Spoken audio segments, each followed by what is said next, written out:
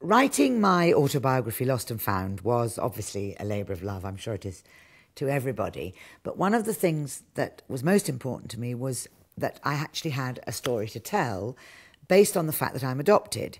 And I was adopted in Canada, in Montreal, in 1948 by my lovely parents, Donald and Ruth Bellingham.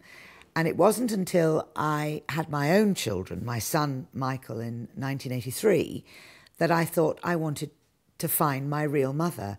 And it was the whole combination of when you're pregnant, you get asked all sorts of questions, you know, have you got any inherited diseases and all the rest of it, all the medical side of it, that I thought, yes, I do have to know. Although during my teenage years, and I write about this in the book, I gave my parents quite a hard time. And it was very apparent, probably from the age of about 13, that I was completely different to my sisters who weren't adopted.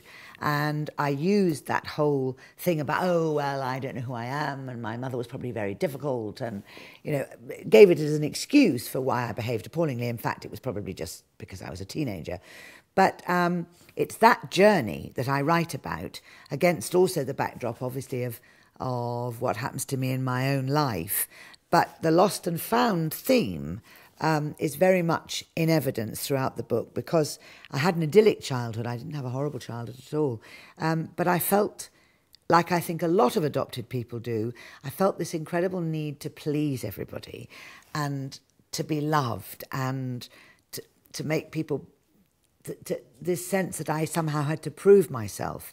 And I think that having met a few adopted people in my life, I've seen this similarity, and it also led me to be a great supporter of Barnardo's. I've been an ambassador for Barnardo's now for the last 25 years, but was unfortunately not able to talk at length over that 20 years about adoption, because my parents, and I understand this, didn't want people to know. When they brought me back from Canada, it was an easy way. They could say Mummy'd had me in Canada while they'd lived out there for 3 years. So nobody knew except very close family that I was adopted. And my father and mother were very private people, and I think they probably, if I'd asked them now about writing the book, I don't think they'd have been thrilled. I'm sure they would have been supportive, because they were supportive about everything I did, but they were very private people.